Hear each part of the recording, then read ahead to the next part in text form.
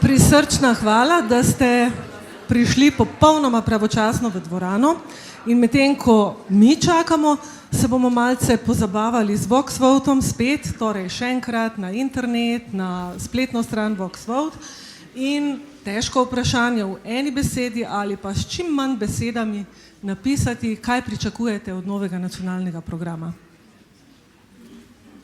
Nekaj, po navdihu, brainstorming je tole zdaj. Super.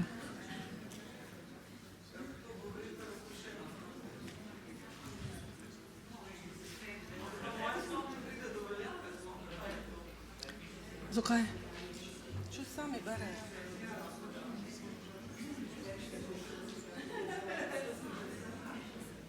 Prihaja? No, evo, pa smo koristno uporabili čas in pridobili že neke napotke za kasnejše delo v skupinah. Mislim, da je minister v nizkem štartu, da prihaja. Več denarja, ta je luštkan. In večno.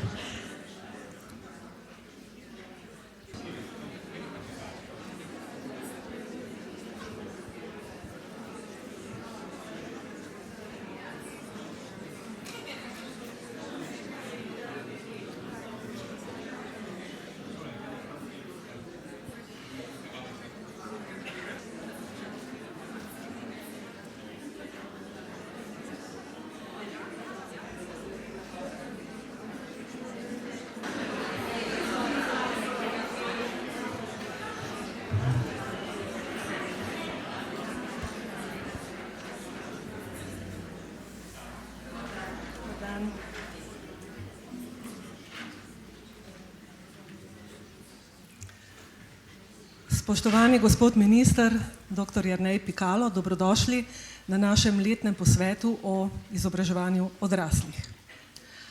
Tukaj smo vas ujeli, pravzaprav na Facebooku ujeli, na eni fotografiji skupaj s finsko ministrico za izobraževanje. Otrok, bi človek lahko rekel. Vem, da ste bili 8. novembra na prvi konferenci, skupni konferenci ministrov z področja izobraževanja in tistih z področja financ. Da ste tam poudarili pomen vseživljenjskosti učenja in s tem tudi vseživljenjske podpore, finančne podpore, pa še kakšne druge. Morda nam boste povedali tudi kaj o tem.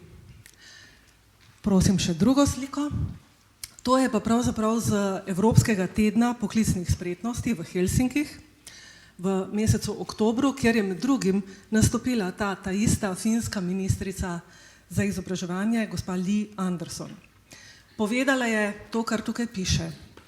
Naj imajo drugi, mislim, da je imela na robu jezika moški, pa tega ni povedala, ministrstva za obrambo, za finance, pravosodje in še kaj, ampak moje je ministrstvo za izobraževanje, ker krepi človeka za vse življenjske situacije, torej vse generacije, posameznika in družbo. Kako vidite te stvari in predvsem kako vidite nas, izobraževalce odraslih? Spoštovani dr. Pikalo, izvolite za govorniški oder.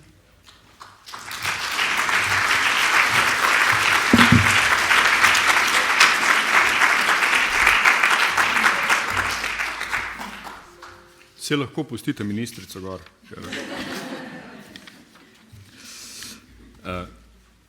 Zato, da bom lahko malo pokomentiral. Najprej seveda hvala lepa za vabilo, hvala lepa, da sem lahko danes tule. Jaz seveda nikoli v življenju si ne bi upal reči, da je katero ministrstvo moje. To namreč ni moje, je od Republike Slovenije in res publika je javna stvar. Torej od vseh državljanov. Bilo bi zelo narobe, če bi si republiko predstavljali tako, kot so si kaki absolutistični kralji predstavljali svojo vladavino za časa mogoče pred 18. stoletjem.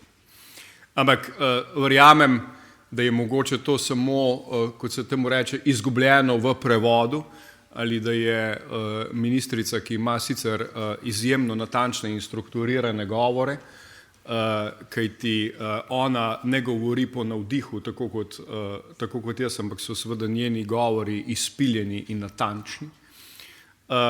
Torej, skoraj bi rekel, da je šlo bolj za, kako se temu reče, jezikovni zdrs, kot pa zares, da bi ona rekla, da je katero ministrstvo moje. Da pa je to najpomembnejše ministrstvo, je pa jasno. O tem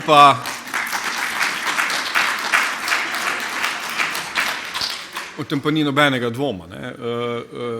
In mene marsikdo vpraša, kdaj, če bi kaj drugega šel delati, saj bi znal kaj drugega, verjetno tudi, ampak ne bi pa zamenjal za tole nikoli. Ne? Ker Ministrstvo za izobraževanje, znanost, šport, UNESCO, Urad za mlade, včasih, v nekih drugih časih je bil še Direktorat za informacijsko družbo, to so pravzaprav najbolj v prihodnost zazrti deli državnega aparata. Torej, ljudje, ki se ukvarjajo s temi zadevami tako rekoč, pa ne samo tako rekoč, skrbijo za prihodnost. In tu ni nobenega dvoma, da je to pravzaprav najbolj razvojno in obenem seveda tudi najbolj v prihodnost zazrto ministrstvo. Kar pa se tistega prve fotografije tiče, na tisti prvi fotografiji je seveda finski minister za finance in pa finska ministrica in pa jaz. Poanta tistega srečanja je bila pa v bistvu zelo, zelo zanimiva. In sicer to je, da, veste, prvič je finsko predsedstvo organiziralo en tak svet, kot mi temu rečemo, zato da so pripeljali skupaj finančne in pa izobraževalne ministre. Zdaj, marsikdo bi si mislil, da je potem debata šla v tej smeri samo, da rečem zelo grdo, ribanja, ne, finančnih ministrov, kako ne dajo dovolj denarja za izobraževanje. Je bilo nekaj tega, ampak pravzaprav presenetljivo malo. Bila je veliko boljša debata od te zelo preproste in simplistične. Debata je šla v smeri, kako pravzaprav meriti učinkovitost izobraževanja. Kako, zato da bodo tudi davkoplačevalci vedeli, da za njihov davkoplačevalski denar izvajamo mi vsi neko aktivnost, ki je seveda opredeljena kot tako zelo pomembna, da smo ji rekli, da je to javna služba. Ker vsaka družba, in to je večkrat vprašanje, veste, javno-zasebno, ko me tudi sprašujejo. Vsaka družba najpomembnejše storitve družbe opredeli kot javne. In zato jih ne prepušča pobudi trga, zato jih ne prepušča navdihu, ne prepušča jih temu onemu, ampak jih preprosto opredeli kot javne. Zdravstvo je tako, šolstvo je tako, deli infrastrukture so taki in tako naprej. Kajti to je tisto, kar potrebujete, zato da pravzaprav družba funkcionira. In zdaj, če se vrnem nazaj k finančnim ministrom, seveda oni se vprašajo, v našem primeru, bo to drugo leto z evropskimi sredstvi v red, če ta teden sprejme državni zbor proračun, potem se bodo sredstva za izobraževanje, znanost, šport in vse tisto, kar je vezano na naše ministrstvo, povečala že skupaj z evropskimi sredstvi, da ne bo pomote, na 2 milijardi 100. To je največ v zgodovini Slovenije, nikoli še ni bilo toliko. In seveda tudi drugo največje ministrstvo po denarju, takoj za finančnim ministrstvom. Minister za finance, in ko smo se ravno v Bruslu, so imela dovolj časa, da so se pogovarjala, minister za finance mi vedno reče, ti si največji. Ne? Ampak jaz njemu rečem, da je seveda on nominalno večji, ampak potem on reče, veste, jaz imam odplačilo dolga in on ima dejansko velika večina tistega denarja, je pravzaprav odplačilo dolga, ne? Jaz pa rečem, ja, samo velika večina mojega so pa plače in pa transferi javnim zavodom, ne? Torej, to ni nek denar, s katerim bi pravzaprav ni razvojno, denar je pobarvan, po domače rečeno, in ga ni mogoče uporabiti za karkoli. Tako da, druga stran tega kovanca je seveda v tem, da imamo samo okoli 5%, 5 do 6%, jaz bi rekel, da ne več, ne bom rekel, da je prostega denarja, ampak pravzaprav denarja za razporejati na ministrstvo. Vse ostalo so vnaprej, 95% so vnaprej dogovorjene zakonske obveznosti, torej nekaj, kar morate poplačati. Tako da, to je ta situacija. In finančni ministri, ne, se res sprašujejo, jaz mislim, da na nek način celo pravo vprašanje. In to je, kaj dobimo za denar davkoplačevalcev. Če davkoplačevalci plačajo davke, potem je seveda prav, da tudi davkoplačevalci dobijo vse povratno informacijo, kaj pravzaprav za ta denar ta družba dobi. In tu pa pridemo potem do vseh nas, ki smo seveda na eni strani davkoplačevalci in na drugi strani seveda tudi porabniki tega davkoplačevalskega denarja. Vprašati se moramo, ali res optimalno, pustimo zdaj ob strani vsa te stran poti, take ali drugačne stran poti, ki se dogaja z denarjem. Jaz govorim o ta pravi porabi.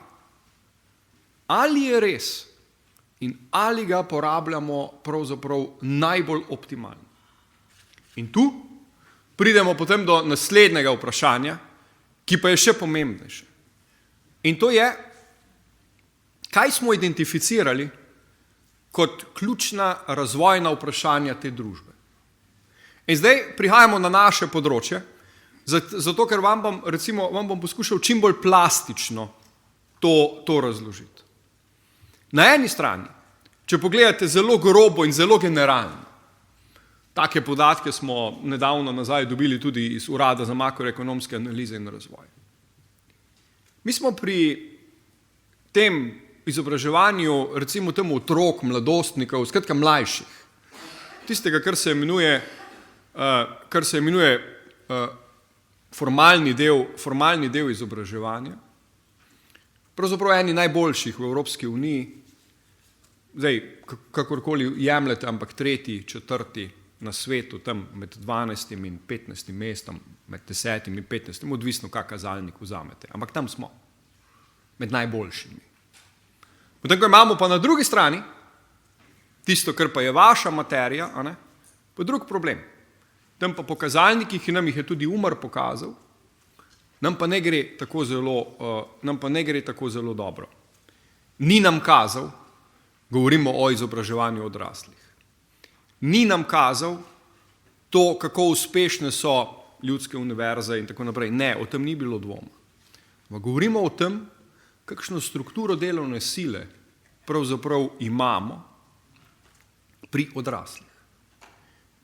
Lani je bila pri nas OECD-jeva ekipa, ki je naredila ta tako imenovani skill strategy pregled. Tudi PIAK in tako naprej. Glejte, kaj nam tam zadeva kaže? Sej, verjetno ste to že slišali, pa bom samo par stvari ponovil. Pa ne enkrat, dvakrat, trikrat verjetno. Kaže nam, da imamo sistem izobraževanja odraslih razdrobljen. Da torej nismo sinhronizirani, da ne vemo čisto dobro, kaj in na kak način. Predvsem pa imamo problem povezovanja z gospodarstvom. Jaz temu rečem, pa vem, da ni pravi izraz, vi veste, dosti boljšega, ampak ta tako imenovani in-service training, torej v tem lepem slovenskem izrazu, in-service training, to pomeni ono, ko se nekdo izobražuje na delovnem mestu. To povezovanje z zasebnim sektorjem nam ne gre najbolje, če se dobro spomnim rezultatov te raziskave. Kot drugo, slabi smo, in to je seveda na lasten rovaš, da bo čisto jasno. Slabi smo pri tem, kako povezujemo posamezne resorje med sabo. To še danes vidimo, ko pravzaprav zelo težko skličemo neke resne, za polno udeležbo delovne skupine, ampak to gre na rovaš mojih kolegov tudi. In mene, da ne bo nobenega dvoma. Zato, ker je izobraževanje odraslih pač multidisciplinarna kategorija in seveda, ker je izobraževanje odraslih ne samo multidisciplinarna, ampak tudi multiresorska stvar. In tu nam, če nam ta stvar kaže nekaj, potem nam kaže to, da nam tu tudi ne gre najbolje. In potem imamo strukturo zaposlenih, kot jo imamo. Govorimo o onih, ki so, zdaj bom se osredotočil pa samo na te, ki so stare 50 in več. Tu, nažalost, in to je tisti podatek, ki sem ga prej omenil od Umarja, mislim, da smo celo tretji, najslabši, od spodaj navzgor, v EU. Tu je pa na eni strani problem dokončanja osnovne šole, potem je problem, pa to si ponavadi celo oči zatiskamo, ampak je treba reči, da pri tej generaciji včasih je to tudi velika stvar. Potem so seveda vse tiste veščine, ki pridejo z dokončanimi ali nedokončanimi srednjimi šolami ali srednješolskimi programi in tako naprej.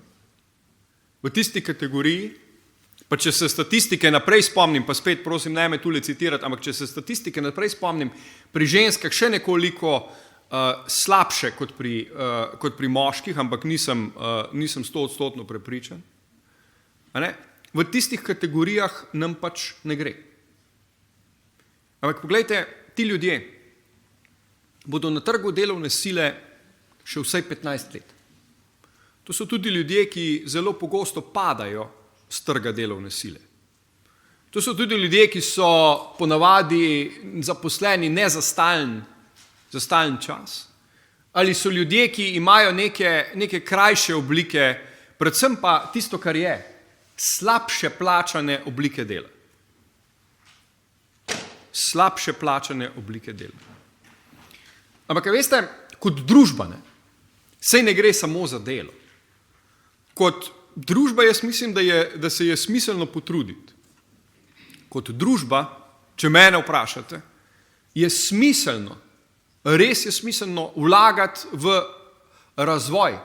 Na eni strani formalne izobrazbe, na drugi strani veščin teh ljudi, zato ker bodo še 15 let na trgu delovne sile, minimalno 15 let, predvsem pa kot taki, kot slabo izobraženi, ne koristijo ali pa ni izpolnjen njihov potencial za to družbo. Zakaj? Zato, ker, veste, slabša pismenost, slabša bralna in siceršnja pismenost pač preprosto vodi v to, da tudi nove oblike veščin, digitalne veščine in tako naprej, so slabše privzete s strani teh skupin. Pa obračamo, kakorkoli hočemo. Visoko izobraženi se radi učijo. Nizko izobraženi se ne radi učijo. Ali pa manj radi, statistično gledano učijo. Seveda nimamo vsi istih sposobnosti in tudi ni ideja v tem, da bi vsi imeli iste sposobnosti, ampak ideja pa je, da pač izkoristimo do maksimuma njegovih ali njenih sposobnosti. Zatorej, moramo narediti par stvari in tu je potem to, kar že ukrepamo. Imenovana je, oziroma v imenovanju na vladi, gospod Dovžakova me je ravno kar opozorila, v imenovanju na vladi je delovna skupina za izobraževanje odraslih. Ta delovna skupina bo začela s svojim delom takoj, ko bo potrjena na vladi in ena od njenih osnovnih nalog je seveda pripraviti strategijo, program kasneje in vse tisto, kar je s tem povezano. To je ideja, to je ukrep na opisan problem. Drugo, Mi bomo imeli v naslednjem letu, bo Slovenija gostila tako imenovani, temu rečejo v OECD-ju Skills Summit. Skills Summit seveda ni samo vprašanje odraslih, ni samo vprašanje izobraževanja odraslih, ampak je vprašanje izobraževanja za veščine. In takrat bodo k nam prišli ministri vseh najbolj razvitih držav tega sveta, skratka članice OECD-ja. In takrat bo priložnost, zato ker se je Slovenija podvrgla pač temu procesu OECD-ja, zato da smo dobili vse te podatke, o katerih se vam prej razlagal, in je gospa Gomendio, ki je sedaj generalna direktorica pri UNESCO, za to področje bila pri nas. Iz tega ven bomo, upam, dobili še več nasvetov, kako pravzaprav zadeve drugače postaviti. Mi imamo potem naprej, glede na zakon, ki je bil sprejet, si je treba sestaviti tudi eno celo vrsto podzakonskih aktov, zato da boste vi lahko bolje delovali. Ampak tisto, kar vam poskušam danes povedati, na nek način je, da če hočemo se seveda razvojno obnašati, še enkrat, ta razvojnost ni samo v tem, da strežemo trgu delovne sile, daleč od tega. To je razvoj vsakega posameznika oziroma posameznice. In če se hočemo, potem moramo delati z odraslimi. In to mnogo več, kot smo počeli sedaj, pa ne samo mnogo več, ampak predvsem na drugačen način. Ne bo šlo, tako kot je to do sedaj bilo. Treba bo najti nove načine, vse tisto, kar sem opisal. Na eni strani sodelovanja različnih deležnikov, na drugi strani drugačnega medresorskega organiziranja, na tretji strani pogledati, zelo natančno pogledati, kje nam pravzaprav najbolj manjka v primerjavi z drugimi. Pogledati v primerjavi s Švedi, pogledati v primerjavi s Finci, kaj nam pravzaprav pri tem vseživljenjskem, zdaj pa preklapljam na vseživljenjsko izobraževanje, kaj nam pri tem vseživljenjskem izobraževanju ne gre najbolje in kaj nam v preteklih 30 letih ni šlo najbolje, kajti tisti, ki so danes stari 50, so bili pred 30 leti stari 20. Kaj nam je šlo narobe, ali pa nam je šlo? Kaj se je zgodilo? Zato, da pač imamo danes tak manko v primerjavi z drugimi. Manko izobrazbe, manko veščin, manko še česa za tiste nad 50 letom. Govorim statistično, da ne bo pomote. Ampak vseeno.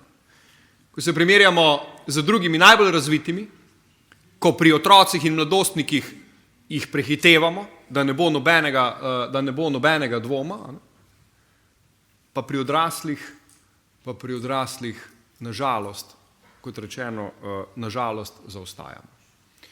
Tako da veliko je teh stvari, ampak odločenost ministrstva, ki ni moje, da ne bo pomote, ampak je zgolj in samo od državljanov te republike, kajti tudi republika je njihova stvar, tako so že v Rimu pogruntali, da ta res publika je pač javna stvar, torej tisti res je javna stvar. Torej ta republika, jaz mislim, da mora sprejeti vse tiste ukrepe, ki so nujno potrebni, in mislim, da bi bilo narobe, nerazvojno, mislim, da bi bilo do naših sodržavljanov neprimerno, da o davkoplačevalcih, o katerih sem govoril na začetku, ne govorimo, če ne bi tule dali v eno drugo prestavo in stvari naredili naprej. Zdaj pa, to pomeni sodelovanje s podjetji, to pomeni neko drugo organizacijo, to pomeni tudi marsikaj pri nas na ministrstvu, da pri sebi ali pa med resorji uredimo, tako kot sem opisal na samem začetku. Ampak glejte, ne bom jaz tisti. In bilo bi seveda zelo narobe, če bi bil jaz tisti, ki bi določal, kaj to je. Zato ste vi. Vi veste, vi ste strokovnjaki, jaz sem strokovnjak za nek drug del. Pa tudi tam ne nastopam kot strokovnjak, zato ker bi bilo narobe, če bi v tistem drugem delu nastopal kot strokovnjak. Ampak nekaj povem. Ne. Vem, da z vidika naših državljanov, vseh tistih, ki jih moramo privabiti nazaj v izobraževalni proces, bi bilo pa zelo slabo, če jim te možnosti ne bi nudili. In treba jih bo prav privabiti nazaj v izobraževalni proces. Sami, kot rečeno, če takrat pred 20-30 leti niso imeli ali priložnosti ali seveda neke energije za učenje, potem, glede na to, da vem, kako meni pada vse skupaj, ne verjamem, da bom pri 50 oziroma pri 60 imel še grozno potrebo potem, da se učim. In teorija tule je pa jasna. Ne? Tisti, ki že v osnovi slabše, potem seveda za leti je samo še slabše. Razen, če me prepričate drugače, da je kakšna nova teorija zdaj. Ampak, tako da, glejte, kar bi rad sporočil temu posvetu, je, da začnite se čim bolj aktivno pripravljati. Mi pripravljamo vse tiste podlage, ki so za to nujne, da bi lahko ne samo po papirjih, ampak končno nekaj spravili naprej, zato da bi lahko tudi glede izobraževanja odraslih naredili resne korake. Ker če smo na eni strani, kot rečeno, pri otrocih in mladostnikih izjemno dobri, glede na vložena sredstva, by the way, to pa dela en švicarski inštitut, ki vedno izračuna razmerje med vloženimi sredstvi in pa rezultati na PISA, ne? Tam smo mi najboljši, ne? Na svetu. Med vloženimi sredstvi in rezultati na PISA, ki jih dosegamo. Ne? Ampak nažalost to ni pri odraslih. Tako da, kakorkoli že, jaz vam želim še naprej lep posvet. Meni so rekli, da moram biti pol ure. Evo ga, tako da to je zdaj točno. Rekli so mi zato, ker sem ne birokrat, ampak kronokrat, ne. Skratka, ki skozi gleda na uro. Tako da jaz vam res želim vse lepo, dober posvet. Za vprašanja. 60-ka? Kaj to pomeni? Ja! Tu imam pa, kako najlepši pride na koncu.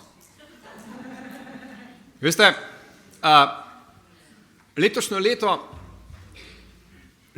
je tako zanimivo. Ne? Veliko raziskovalnih inštitutov je bilo ustanovljeno 49. Ne? Ljudske univerze pa 59. Ne? A ni zanimivo?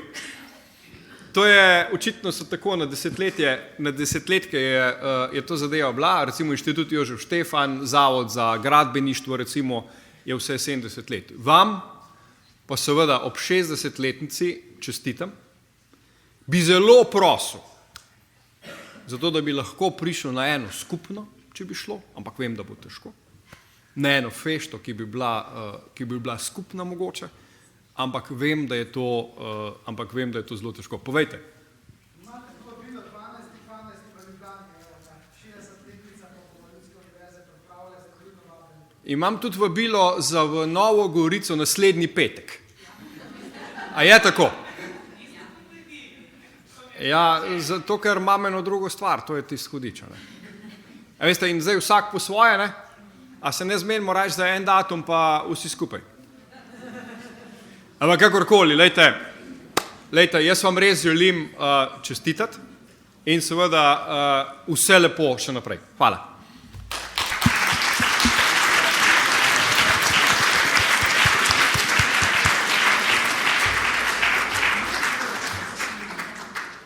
Hvala lepa, gospod minister. Vendarle, morda, če ste na voljo še za kakšno vprašanje. Ja, prosim. Brigita. Pa še kdo morda, ne vidim. Ja, Brigita. Roke dvignite visoko, kdor bi želel.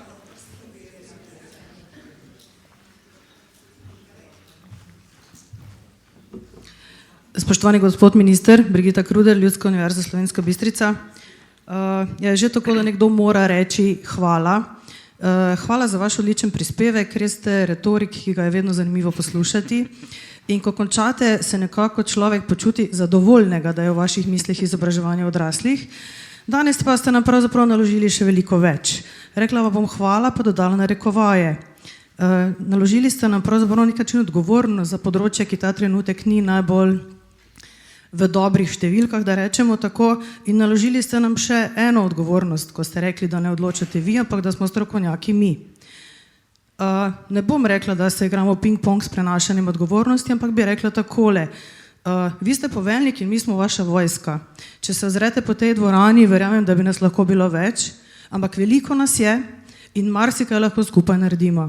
Ampak moramo delovati skupaj, na vas je, da postavite nacionalne strateške prioritete, in na nas je tisti izvedbeni del.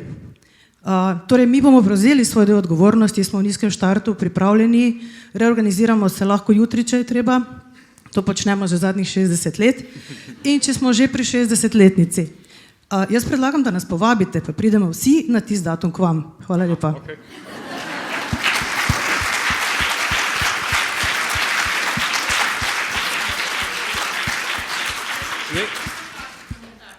Samo kratek komentar. Povejte. Glede na vložena sredstva v izobraževanje odraslih smo odlični. Ja, se strinjam.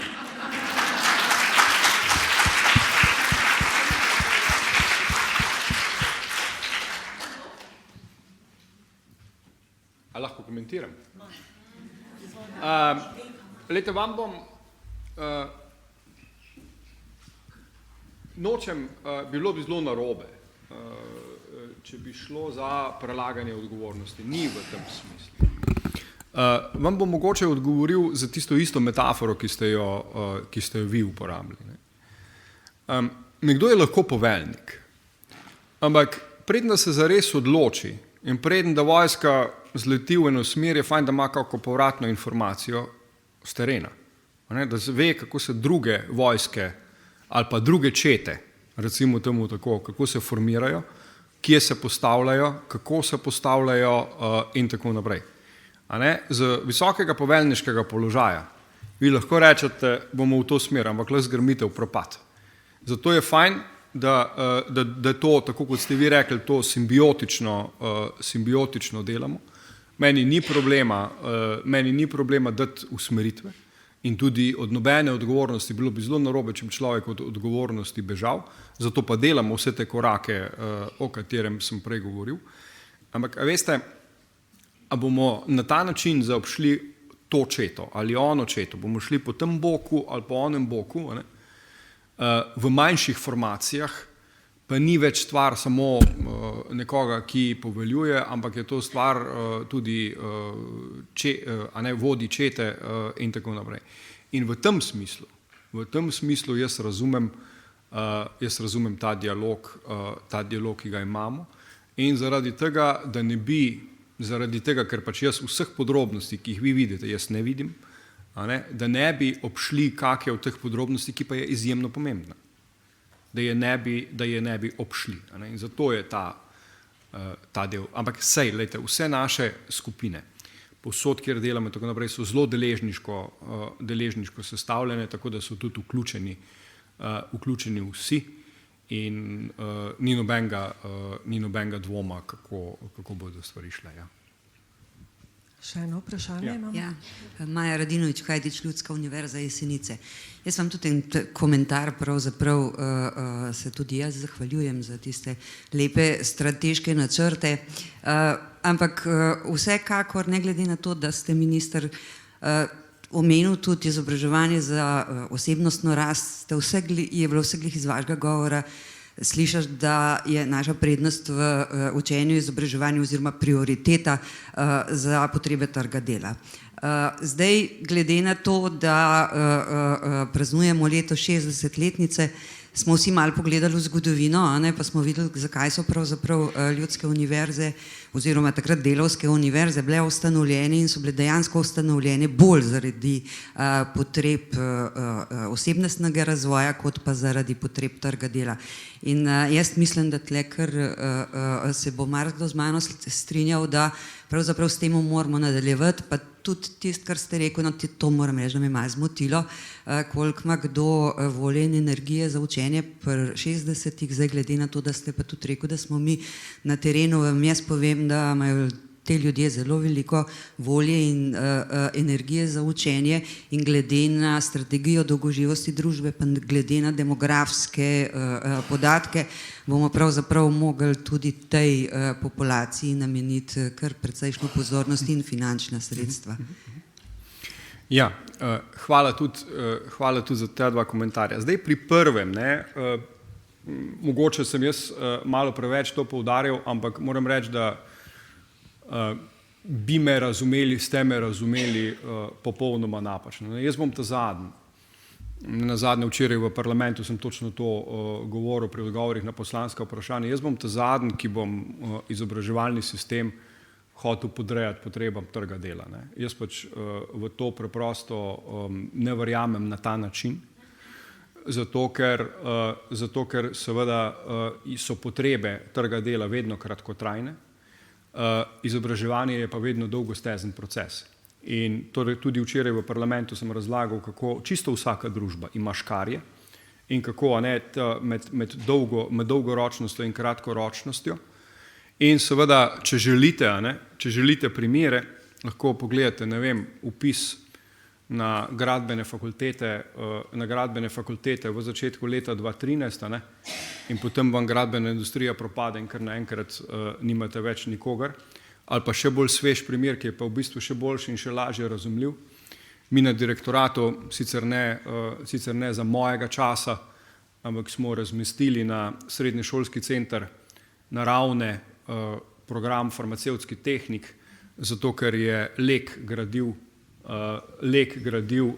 v personali, tam, ker sem jaz včasih bil doma, novo tovarno, no preden, da so prvi uspeli sploh dokončati šolanje, ni več Leka in seveda nobenih potreb po zaposlovanju ne bo več. Tako da, a veste, to je zdaj to, eno je kratkoročna potreba trga dela, ampak drugo je pa izobraževanje. Poleg tega izobraževanje je vedno za 40 delovnih let plus še 40 takih ali drugačnih, upam, da do 100. živimo. Predvsem pa je zato, da seveda živimo bolj kvalitetno. In jaz sem prvi, ki bom to tudi zelo jasno povedal. Seveda pa je, to so sami lepi izrazi, skilling, reskilling, upskilling, se razumete, vsi ti lepi slovenski izrazi, so pa pomembni pri pri enem delu delovnega procesa. To drugo vprašanje, spomnite me, kaj je že bilo. Starejši, aktivno starejši. A lahko, se pravim, če kaj napačno razumem, ker moja mama tudi hodi na kaj podobnega, ampak nje se zdi to fajn. Kaj pa onim, ki se to ne zdi fajn. A oni tudi pridejo. A veste, kaj vam govorim, Veste, kaj vam govorim, Oni, ki se že tako ali tako radi izobražujejo, nadgrajujejo, karkoli, osebnostno rast. Njim se tako ali tako zdi fajn in hodijo. Ampak kaj pa pri onih, ki ne? Tiste moramo navdušiti, o tem sem jaz probal povedati. Imamo še eno zadnje vprašanje. Glih navezal bi se na tole temo starejših. Prihajam iz Univerze za tretje življenjsko obdobje. V celodnevnem trenem programu sem pogrešal v bistvu področje upokojencev. Tudi mi smo recimo starejši, in te upokojence zdaj in zdaj te, ki prihajajo v naslednjih letih do leta 30, to bojo mlajši upokojenci, to bojo upokojenci, ki bojo še vedno zelo aktivni. In z izobraževanje oziroma tretja univerza, ki nekako skrbi za ta področje, je finančno dobesedno podhranjena, pa ne apeliram zdaj na proračunski denar, ampak govorim o tem, da bi morali v programih vašega ministrstva, pa še kakšnega drugega tudi, interdisciplinarno, rečemo medresorsko, zadevo slediti v tem smislu, da bi lahko programi prihajali tudi do evropskih sredstev. Konkretno naša univerza ima težave pri prihajanju do teh sredstev, zaradi tega, ker preko ministrstva ne pridemo v programe ali pa v te načrte, v finančne načrte za naslednjo finančno perspektivo. Jaz ne bi rad vlekel to temo naprej, sam apeliral bi na to, da starejše generacije, ki bojo vedno dalj živele, bojo morale imeti neko obliko izobraževanja, ki jim bojo dala vsebino življenja. Hvala. Se pravi, jaz se tu strinjam, ne vem pa, ker to pa ne poznam, kje v pravilih verjetno Evropskega socialnega sklada, vas... Problem je v tem, da vlada nima enega, na katerega bi se lahko obrnil. Hodiš tako od konca do pilata, ta je za to, je za umno zadolžen, ampak centra, ki za to bilo pa ni. Služba vlade SVRK, rečemo. Na ministrstvo za izobraževanje, na ministrstvo za delo, na ministrstvo za delo, centralno od tega področja ne dobiva. Ok. To je pa res treba preveriti, zakaj vas pošiljajo sem ali tja. Ok. Velja. Najlepša hvala še enkrat. Hvala lepa vam.